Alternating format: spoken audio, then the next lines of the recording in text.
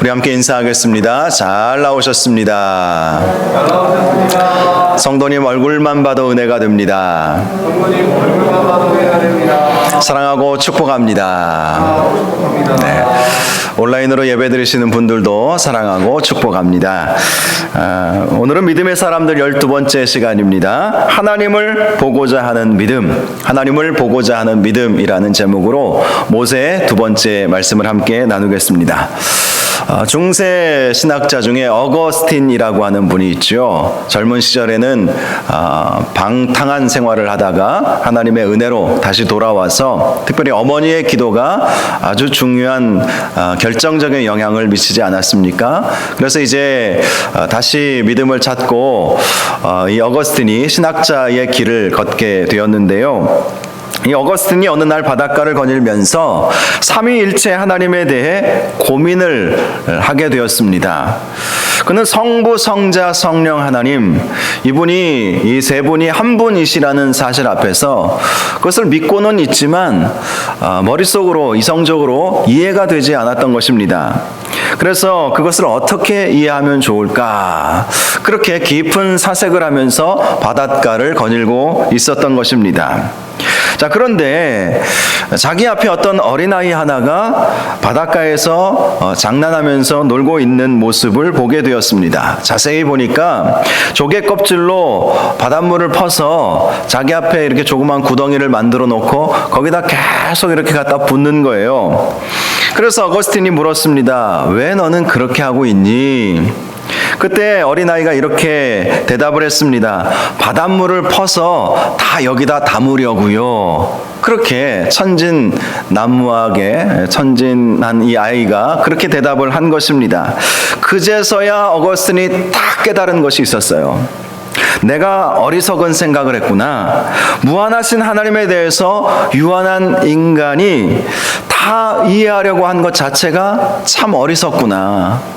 이 조개 껍질에 바닷물을 담아서 자기 파놓은 구덩이에다 저 바닷물을 다 담겠다고 한 그 아이의 모습을 보면서 내가 지금 그렇게 생각하고 있는 것 아닌가, 이런 생각을, 이런 깨달음이 오게 되었던 것입니다.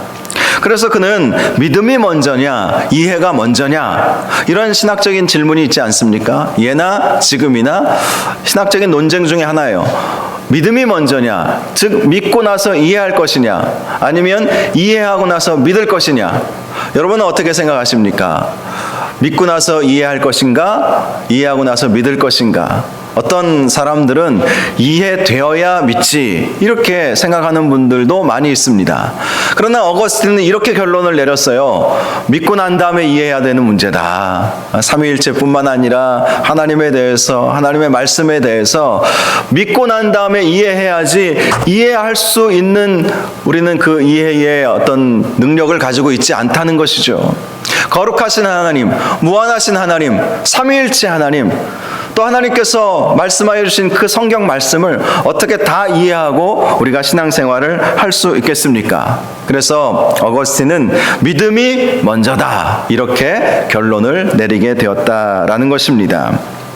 유한한 인간은 하나님에 대해서 온전히 이해할 수 없죠. 하나님의 뜻에 대해서 다 이해할 수 있다고 말하는 사람은 아마 없을 것입니다.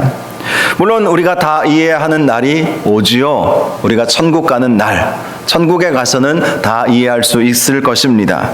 사도 바울이 고린도전서 13장 12절에서 이렇게 말씀하지 않았습니까? 우리가 지금은 거울로 보는 것 같이 희미하나. 당시 2000년 전의 거울은 청동으로 만들었던 거울이었다고 해요. 그래서 지금처럼 수은 거울은 아주 잘 보이지만 당시 청동 거울은 희미하게 보였다고 합니다. 그래서 이렇게 말씀하는 거예요. 우리가 지금은 거울로 보는 것 같이 희미하나 그때에는 얼굴과 얼굴을 대하여 볼 것이요, 지금은 내가 부분적으로 아나 그때에는 주께서 나를 아신 것 같이 내가 온전히 알리라. 우리가 천국 가게 되면 그때에는 얼굴과 얼굴을 보는 것 같이, 지금은 부분적으로 알고 있지만 그때에는 온전히 알게 되는 때가 오게 된다는 것입니다. 오늘은 지난주에 이어서 모세의 믿음에 대해서 함께 말씀을 나누고자 합니다. 오늘 말씀은 모세의 미디안 광야 생활, 40년간의 미디안 광야 생활과 하나님의 부름을 받아서 바로와 대면하여 출애굽하게 한 그 사건을 핵심적으로 말씀해주고 있습니다. 27절 말씀을 보면 믿음으로 애굽을 떠나 왕의 노함을 무서워하지 아니하고 곧 보이지 않은 자를 보는 것 같이 하여 참았다라고 말씀하고 있죠. 자, 성경은 모세가 애굽을 떠난 것을 믿음의 행위로 표현을 하고 있습니다. 왕의 노함을 무서워하여서 애굽을 떠난 것이 아니라 믿음 때문에 애굽을 떠나게 된 것이다. 그래서 미디안 광야로 가게 된 것이다. 이렇게 말씀을 한 것입니다. 자, 그런데 출애굽기 2장 14절 말씀을 보니까 모세가 두려워하여 이르되 일이 탈로 되었도다, 이 말씀이 있어요. 자, 이 말씀을 보면 모세가 애굽을 떠나게 된 것, 물론 이제 모세가 애굽을 떠나게 된 것은 두 번이 있었죠. 첫 번째는 애굽인을 죽이고, 그러니까 히브리 민족 동족을 때렸던 그 애굽인을 죽이고 난 다음 그 일이 탈로 되어서 애굽을 떠나서 미디안 광야로 간 것이 첫 번째였고요. 두 번째는 다시 이제 40년 만에 돌아와서 이스라엘 백성들을 데리고 출애굽한 것, 이 두 가지 사건이 있는데 오늘 27절에서 말씀하고 있는 애굽을 떠난 것은 첫 번째 사건을 말하는 것입니다. 자, 이렇게 바로의 낯을 피하여서 애굽으로 간 사건. 자, 그 출애굽기의 말씀을 보면 모세가 두려워하여 이르되 이 일이 탈로 되었도다, 이렇게 이제 말씀하고 있는 것을 볼 수가 있고요. 15절을 보니까 바로가 이 일을 듣고 모세를 죽이고자 하여 찾는지라 모세가 바로의 낯을 피하여 미디안 땅에 머물며라고 말씀하고 있습니다. 자, 그래서 우리가 이 히브리서 말씀을 보면 바로를 두려워하지 않고 애굽을 떠났다라고 표현하고 있지만 출애굽기에서는 모세가 두려워해서 떠난 것처럼 이렇게 표현을 하고 있다는 것이죠. 그러나 출애굽기 2장 14절에 말씀하고 있는 이 두려움은 히브리어 야레라고 하는 단어를 씁니다. 이 야레라고 하는 단어는 깜짝 놀라다라는 단어인 것이죠. 즉 두려워서 애굽에서 떠난 것이 아니라 자기가 남모르게 이 애굽인을 죽였다고 생각했는데 그 일이 이미 히브리 사람들에게 다 퍼진 거예요. 그리고 애굽 왕 바로에게도 그 일이 탄로가 난 것이죠. 그래서 깜짝 놀라는 마음으로 바로의 낯을 피하기 위해서 애굽을 떠나게 되었다라고 말씀하고 있는 것입니다. 자, 그렇다면 모세가 왜 바로의 낯을 피하여 미디안 광야로 가게 되었을까 하는 것이죠. 물론 바로가 모세를 죽이려고 했던 것은 분명합니다. 사실 애굽의 막강한 전제 군주 제도 아래에서는 모세가 애굽인 한 사람을 죽였다고 해서 그가 죽어야 할 만큼 중범죄인으로 취급받을 수는 없었습니다. 왜냐하면 모세는 당시 왕자의 지위를 가지고 있었기 때문이지요. 귀족이었고 또 관료의 한 사람이었기 때문에 막강한 전제 군주 제도 하에서는 애굽이 모세가 실수하여 사람 한 사람 죽였다고 해서 그가 죽음에 해당할 만큼, 사형에 해당할 만큼 중범죄를 저지른 것은 아니었습니다. 이 문제에 대해서 학자들은 이런 이야기를 전해주고 있습니다. 당시 모세를 죽이려고 했던 애굽 왕은 투트모스 3세였다는 것이죠. 투트모스 3세라는 이름을 가지고 있는 왕이었습니다. 그는 아버지 투트모스 2세와 후궁 사이에서 태어나 애굽의 왕이 된 사람이었습니다. 자, 그렇다면 모세는 누구였습니까? 모세는 이 투트모스 2세의 본처인 핫셉투스라고 하는 이 왕비가 되었죠. 이 왕비의 양자였던 것이죠. 핫셉투스. 애굽 왕이 이제 이스라엘 히브리 민족의 아들이 태어나면 나일강으로 던져버리라고 한 그 말씀 명령이 있지 않았습니까?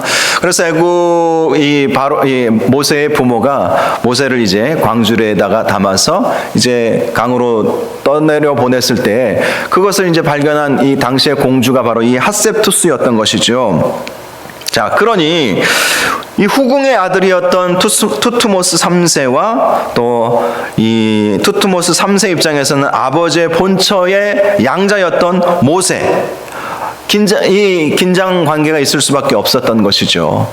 경계할 수밖에 없었던 것입니다. 자기는 후궁의 자식이고 모세는 본처의 양아들이었기 때문에 그래서 늘 이 모세를 주목할 수밖에 없었던 것이죠. 그런데 모세가 실수를 한 거예요. 이 애굽인을 죽인 것이죠. 히브리인이었던 이 모세가 애굽인을 죽였다라는 소식을 듣자 기회는 이때다. 모세를 제거할 수 있는 기회는 이때다. 이렇게 생각을 한 것입니다. 모세의 양어머니 하셉투스는요, 사실 정치적 야망이 아주 컸던 인물이었다고 합니다. 그래서 사실은 그 여인은 모세를 앞세워 놓고 자기가 뒤에서 애굽을 조정하고 싶은 그런 마음이 있어요. 왜냐하면 이 투트모스 2세는 일찍 세상을 떠났거든요. 그러니 아내 입장에서는 후궁의 아들이 왕이 되기는 했지만 호시탐탐 노리고 있었던 거예요. 나의 양아들을 이 왕위에 앉혀서 자기가 뒤에서 나라를 조정하고 싶어하는 그런 마음이 있었던 것이죠. 그러나 그것이 뜻대로 되지 않았던 것입니다. 결국 모세는 젊은 시절 혈기로 인해서 실수하여 애굽을 떠날 수밖에 없었던 것이고 미디안 광야로 갈 수밖에 없었던 것입니다. 자, 그런데 성경은 특별히 오늘 본문은 모세가 애굽을 떠난 더 근본적인 이유에 대해서 말씀해 주고 있습니다. 바로 보이지 아니하는 자를 보는 것 같이 하여 참았다. 그래서 미디안 광야로 갔다라고 말씀을 하고 있는 것입니다. 보이지 아니하는 자는 우리 하나님을 가리키는 것이죠. 하나님을 보고자 하는 마음으로 광야로 향하게 되었다라는 것입니다. 자신의 실패를 거울 삼아서 하나님과 더 깊은 교제를 나누고 하나님의 뜻을 다시 한번 확인하는 시간을 갖고 싶었던 것이죠. 예로부터 광야는 하나님을 만나는 장소, 기도의 장소로 그렇게 알려졌던 곳입니다. 그래서 모세가 자신의 이 젊은 날의 실수를 다시 한번 되짚어 보고 그래서 광야에 가서 하나님을 만나고자 하는 그 마음을 가지고 애굽을 떠나서 광야로 가게 되었다라는 것이죠. 자, 그런데 문제는 모세가 하나님을 만나고자 했지만 40년 동안이나 하나님은 모세에게 나타나지 않으셨다는 거예요. 하나님을 보고자 하는 마음으로 광야로 갔지만 하나님은 모세에게 나타나지 않으셨습니다. 그 사이에 모세의 양어머니였던 하셉투스는 죽게 되었고요. 동시에 모세를 따랐던 애굽의 관료들도 다 제거되어 버렸습니다. 그리고 투트모스 3세의 세상이 되어 버린 것이죠.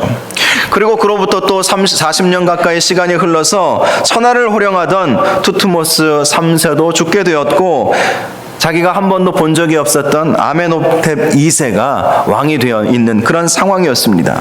그리고 모세는 80세의 노인이 되어버린 것이죠. 40년 동안 기회만 엿보고 있었던 모세는 시간만 흘러보내게 된 것입니다. 그는 그렇게 시간이 흐르면서 자신이 가지고 있었던 민족 해방의 꿈을 접을 수밖에 없었던 것이고 이제는 그저 양을 치는 평범한 노인이 되어버렸던 것입니다.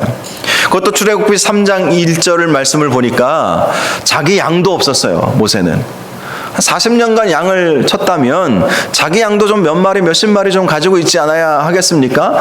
그런데 말씀을 보니까 장인 이드로의 양을 치고 있었던 거예요. 그러니 가진 것도 없죠. 나이는 먹었죠. 자기가 의지하고자 했던 그런 애굽의 모든 양어머니와 모든 관료들은 다 세상을 떠났죠. 또 일면식도 없는 이 투트모스 3세의 아들 아멘호텝 2세가 왕이 되었다는 소식을 들었죠. 그러니 자기는 이제 할 일이 없는 거예요. 뭐 누구를 대상으로 싸우겠습니까? 자기가 어떤 일을 해볼 수 있겠습니까? 자기는 초라한 늙은이로 지금 늙어가고 있는 것이고 힘도 없죠. 기력도 쇠했죠. 재력도 없죠. 뭐 아무것도 없는 거예요. 아마 모세는 40년간 하나님을 만나고자 했지만 하나님이 나타나지 않으시자 하나님께서 나를 버리신 것 아닌가 이렇게 생각을 했을 것입니다. 우리도 그렇지 않습니까? 간절히 하나님을 보고자 하고 간절히 하나님을 만나고자 하고 간절히 하나님의 음성을 듣고자 했지만 하나님께서 특별한 역사를 이루어 주시지 않는다라고 느껴지면 아마 모세와 같은 마음을 가질 수 있지 않겠습니까? 하나님은 나를 떠나신 것은 아닌가? 때로는 하나님은 안 계신 거 아닌가? 정말 간절히 기도한 분들은 더 이런 마음을 가질 것 같아요. 간절히 하나님은 살아계시고 역사를 이루신다는 그런 믿음으로 우리가 하나님 앞에 나아가고자 했지만 하나님께서 특별한 역사를 이루어주시지 않고 특별한 응답을 해주시지 않으면 실망하는 것이 우리의 모습 아니겠습니까? 그것도 1, 2년 그러다가 또 하나님 또 이렇게 응답해 주시면 또다시 믿음이 생기고 막 그렇게 하지만 모세는 40년 동안 기다렸지만 한 번도 하나님께서 응답해 주시지 않았어요. 성경은 40년간 하나님께서 모세를 향해서 침묵하고 계셨다고 그렇게 아무런 말씀도 해주고 있지 않았던 것입니다. 그렇습니다. 모세는 정말 실망할 수밖에 없었던 것이고 낙심할 수밖에 없었던 것입니다. 기다리고 기다리다 지쳤던 것이고 자기는 이제 쓸모없는 노인이 되어버린 것처럼 그렇게 느끼게 되었을 것입니다. 그러다가 장인 이드로의 양을 호렙산에 가서 치다가 하나님을 만나게 된 것이죠. 이해할 수 없는 일이 일어나게 된 것입니다. 아무 힘도 없이 초라하게 늙어버린 모세를 하나님께서 그제서야 부르신 거예요. 이제는 기력도 다 쇠하였고 말도 다 어눌해져 버렸어요. 그 유창하던 애굽 언어도 40년이 지나면 다 잊어버리는 것이죠. 어떤 미국 분이 한국에서 40년을 사시다가 자기 고향 이제 미국에 이제 들어가서 입국 심사관에게 왜 한국에서 그렇게 40년 동안 그렇게 살다가 이제서야 이제 들어오느냐, 뭐 하다 왔느냐, 그렇게 이제 입국 심사관이 물어보니까 자기가 영어로 얘기해야 되는데 영어가 안 나오더래요. 40년 동안 한국에 살면서 영어는 거의 안 쓰고 한국말만 쓰다 보니까 영어가 잘 안 나와서 이 입국 심사관이 이상하게 여겨가지고 그를 경찰한테 보내서 다시 조사하겠다는 그런 이야기를 하더라고요.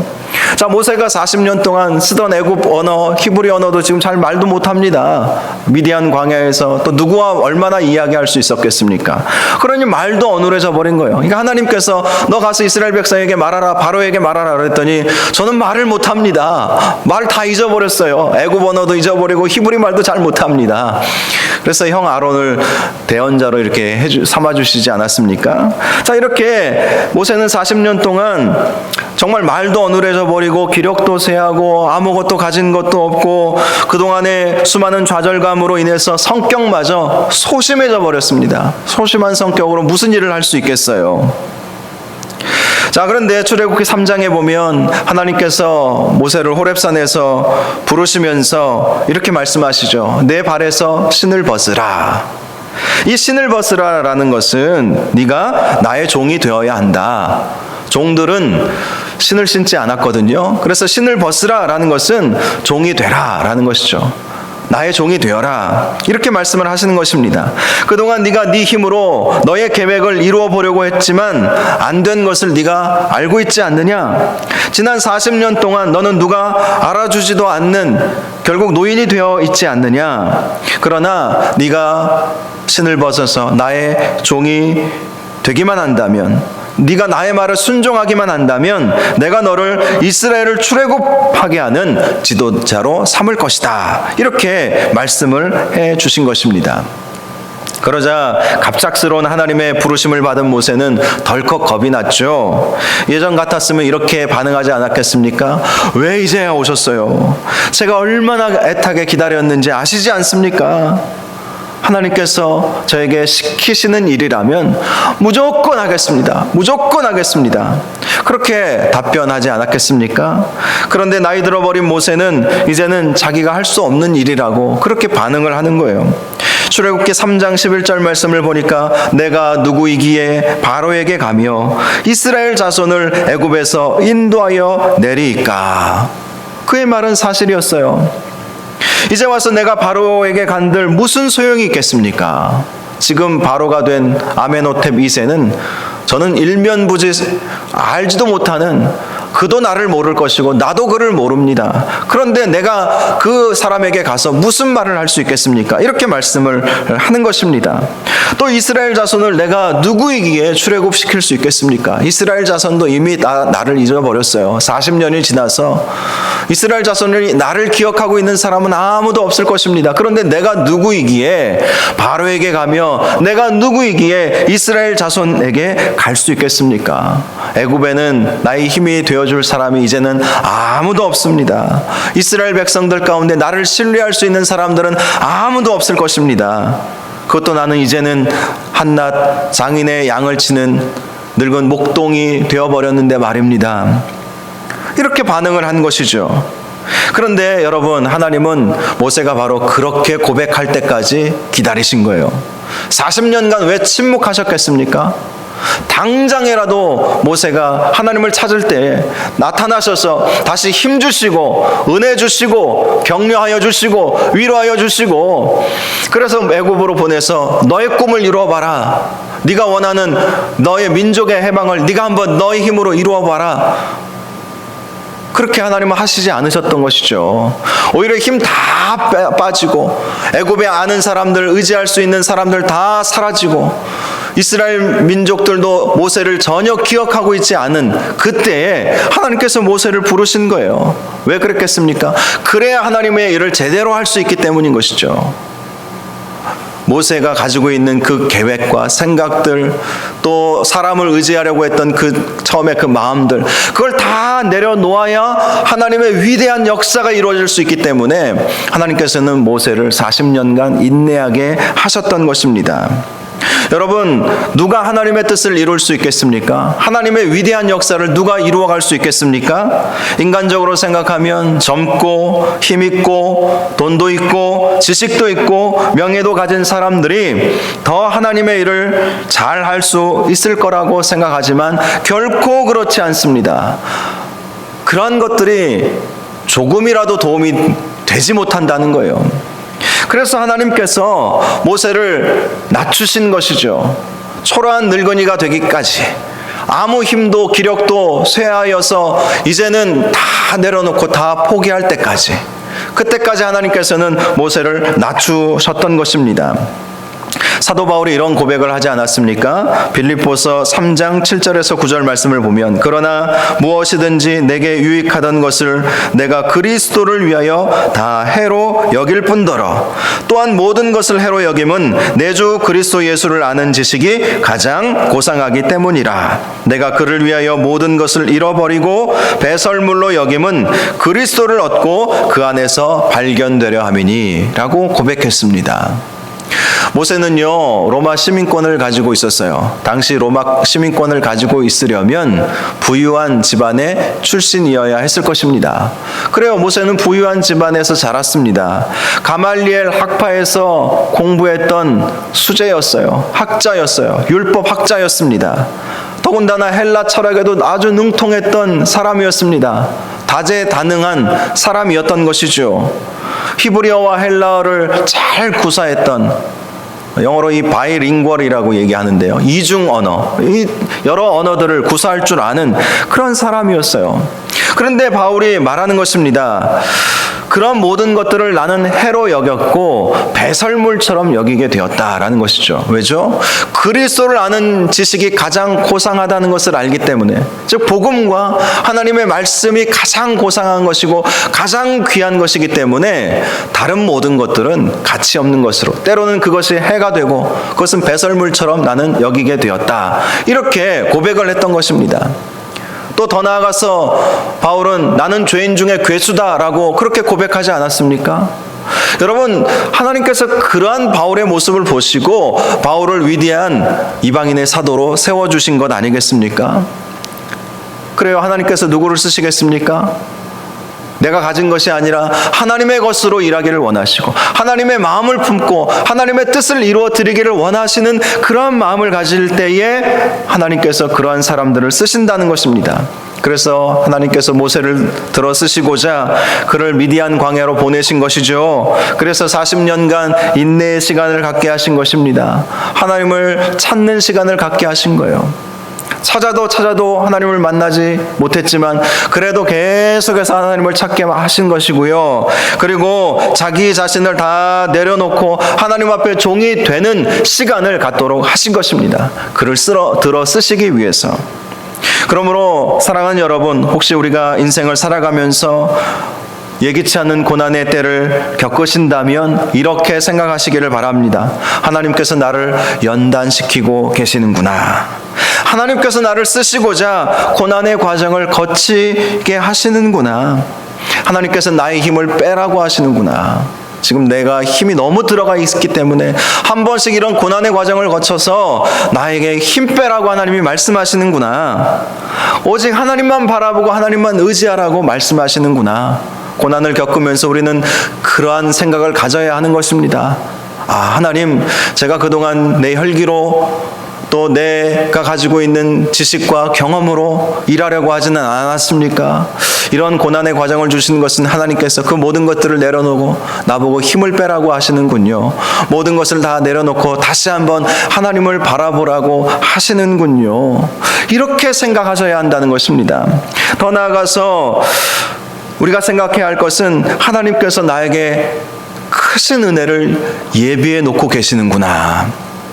고난 이후에는 반드시 십자가의 이 죽음 이후에 부활의 영광이 있듯이 고난 이후에는 반드시 하나님의 놀라운 은혜와 축복이 있습니다. 그래서 이런 고난의 과정을 거칠 때에 하나님을 다시 한번 바라보게, 하나님을 하신다는 것을 기억하시고 하나님을 바라보아야 한다는 것이죠. 하나님을 더욱더 찾아야 한다는 것입니다. 하나님을 찾고 우리 자신을 내려놓고 내 생각과 내 계획을 내려놓고 다시 시작하는 것이죠.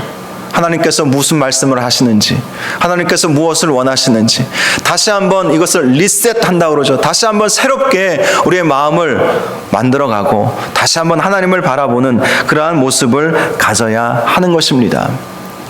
말씀을 준비하면서 코로나가 바로 그러한 것 아닌가 이런 생각을 했어요. 코로나 위기를 통해서 우리가 많이 힘들어하지 않습니까? 각 개인도 힘들고 또 가정도 힘들고 기업도 힘들고 사업하시는 분들도 많이 어려워하시고 교회들도 많이 어렵지 않습니까?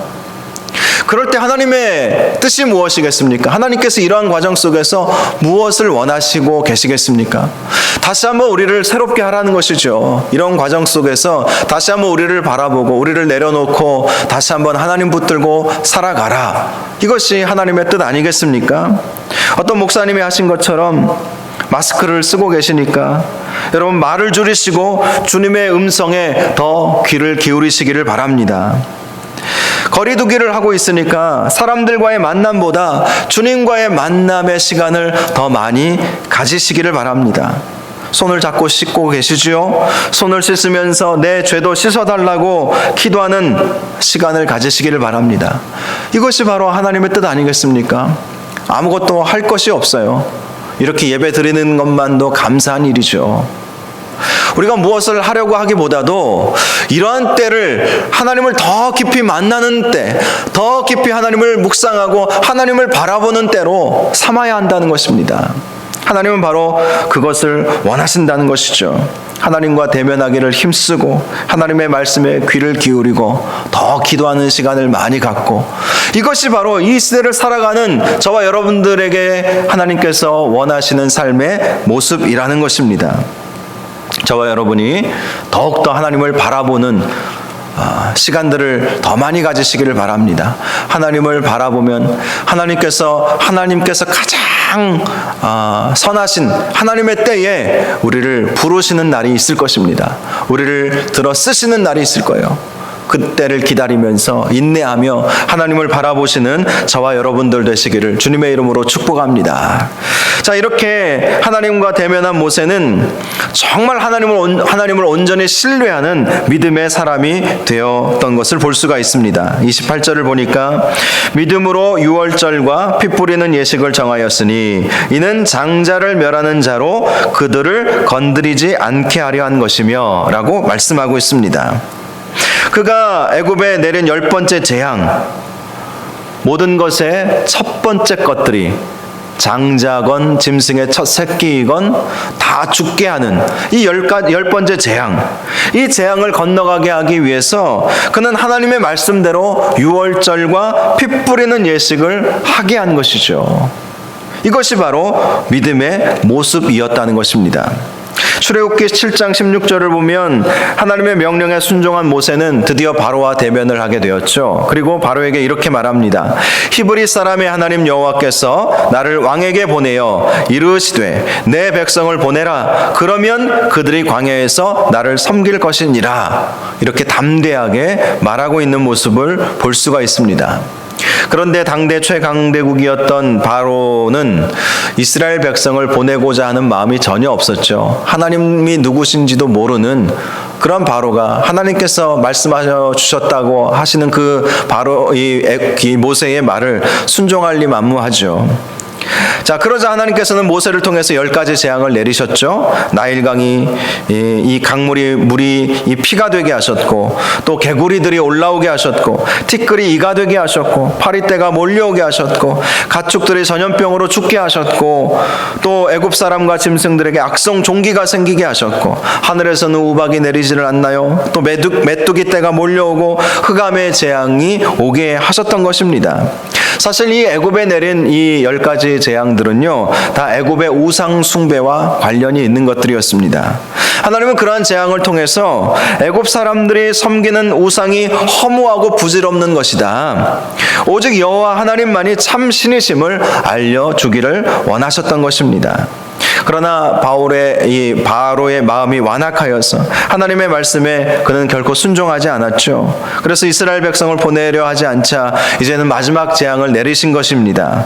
바로 바로의 장자로부터 시작해서 애굽의 모든 사람들의 장자들, 심지어 몸종들의 장자와 모든 가축의 처음 난 것까지도 죽게 하는 재앙을 내리신 것입니다. 그러나 모세는 하나님께서 말씀하여 주신 것처럼 이스라엘 백성들에게 이렇게 말을 선포했어요. 각 집마다 양을 잡아서 그 피를 문설주에 바르라는 것이죠. 그렇게 바르게 함으로 죽음의 권세가 넘어가야 된다, 이렇게 모세가 이스라엘 백성들에게 말해준 것입니다. 바로 이것이 믿음이었다, 믿음으로 그렇게 한 것이다라고 오늘 본문은 말씀해주고 있는 거예요. 세상적인 관점에서는 집 문설주에 양의 피 바른다고 죽음의 권세가 넘어간다는 것을 누가 믿겠습니까? 오늘날 이 시대에 제가 여러분 집집마다 양을 잡아서 그 문에 피를 바르면 여러분 집에 재앙은 넘어갈 것입니다, 그렇게 이야기하면 여러분들이 고지고대로 믿으시겠습니까? 믿기 참 어려울 거예요. 그래도 오늘날에는 우리가 이 구약의 제도라든지 제사 제도라든지 율법의 말씀들을 우리가 알고 있기 때문에 이 말씀을 어느 정도 이해는 할 수 있어요. 그런데 당시 모세가 율법을 받기 전이었고 이스라엘 백성도 율법을 알기 전이었습니다. 그런데 그들에게 말씀하시는 거예요. 어린 양을 잡아서 그 피를 문설주에 바르면 죽음의 권세가 넘어갈 것이다. 어찌 보면 이해할 수 없는 일이죠. 모세도 이해하기 어려웠던 일이었을 것이고 또 이스라엘 백성들도 이해하기 어려운 일이었을 것입니다. 그러나 모세가 순종하고 이스라엘 백성이 순종하도록 그렇게 해주지 않았습니까? 결국 이 모세의 믿음으로 말미암아 출애굽하는 놀라운 역사가 이루어지게 되었다라는 것을 오늘 말씀해 주고 있는 것입니다. 여러분, 이 말씀이 무엇을 말씀하는 것입니까? 믿음이라고 하는 것은 하나님의 말씀에 전적으로 순종하는 것임을 우리에게 알려주는 것입니다. 이해되느냐 이해되지 않느냐 이것은 중요하지 않아요. 이해되지 않아도 하나님께서 말씀하셨다면 그 말씀에 순종하는 것이 믿음이다 라는 것입니다. 모세는 그것을 알았죠.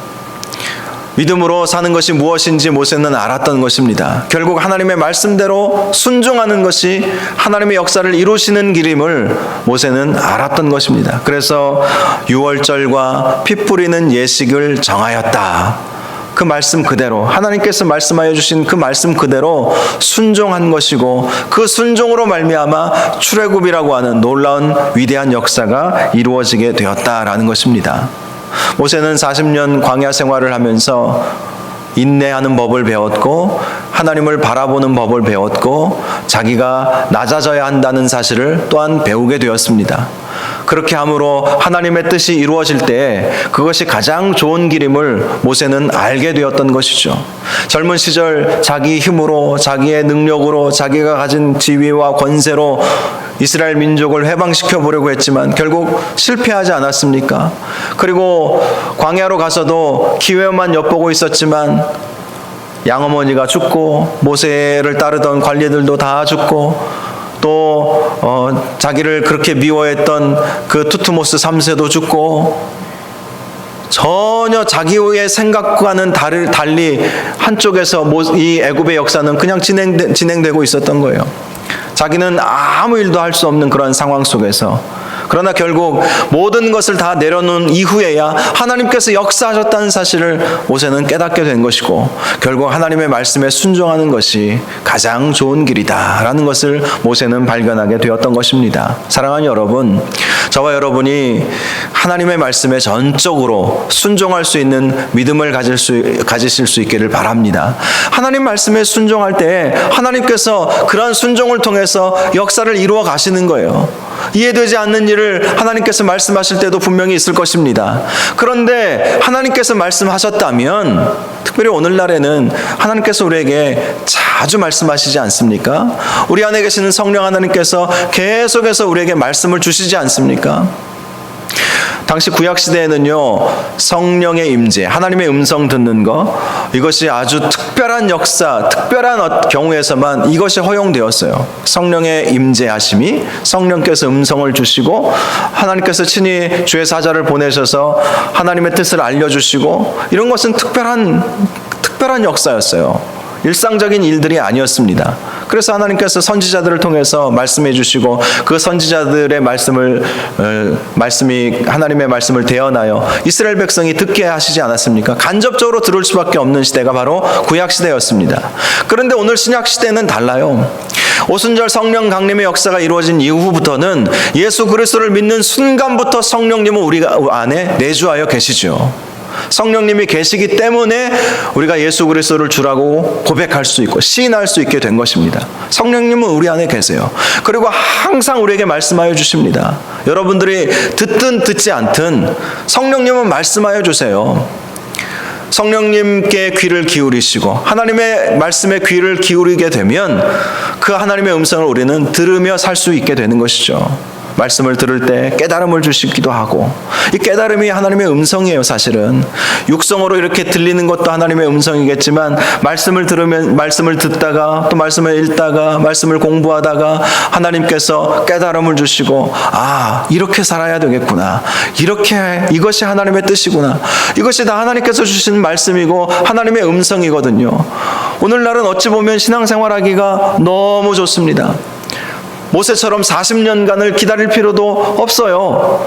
하나님께 나아가기만 하면 하나님께서는 우리에게 필요한 말씀들을 허락하여 주시고 필요한 은혜들을 공급하여 주시고 우리가 어떻게 살아야 할지 분명하게 말씀하여 주신다는 것입니다.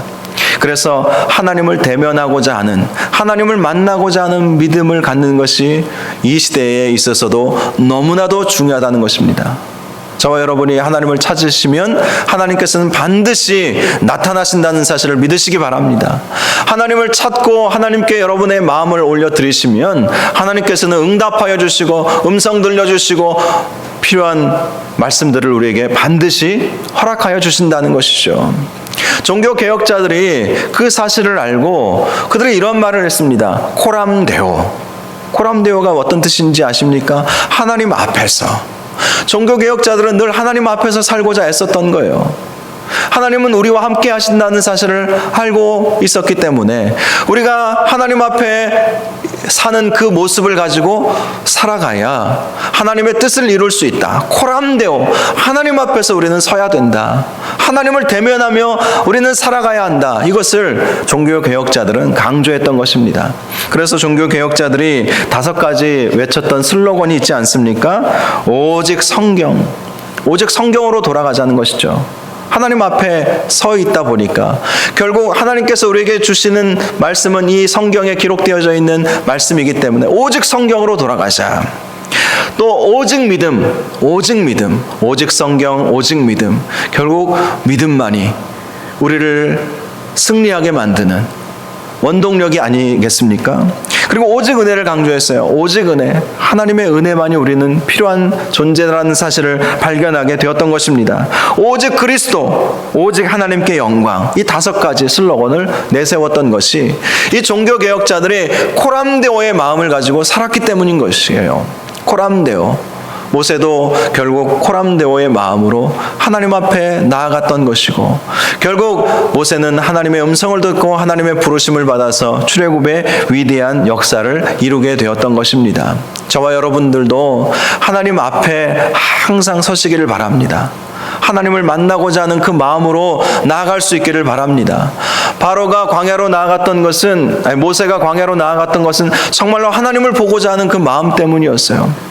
하나님을 보고자 하는 그 마음을 우리가 가지고 있다면 언젠가 하나님께서 우리와 만나주시고 놀라운 하나님의 은혜를 불어주실 것이고, 또 하나님의 그 뜻을 우리에게 계시하여 알려주실 것이고, 우리가 그 말씀에 순종하기만 한다면 출애굽의 역사와 같은 우리의 삶 속에서 놀라운 역사들이 이루어지게 될 것입니다.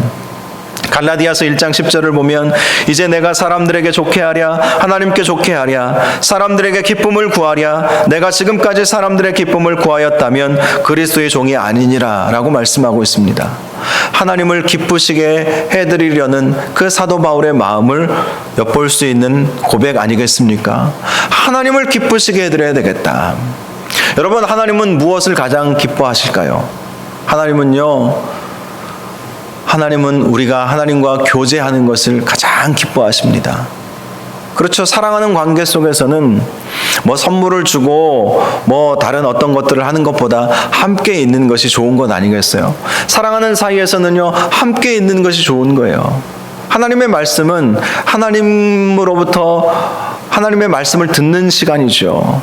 또 기도는 하나님께 우리의 필요한 것들을 아뢰는 시간이, 이것이 바로 대화죠. 영적인 대화인 것이죠. 기도는 하나님과의 교제의 시간 아니겠습니까? 그래서 하나님은 기도하는 성도를 그렇게 좋아하는 거예요.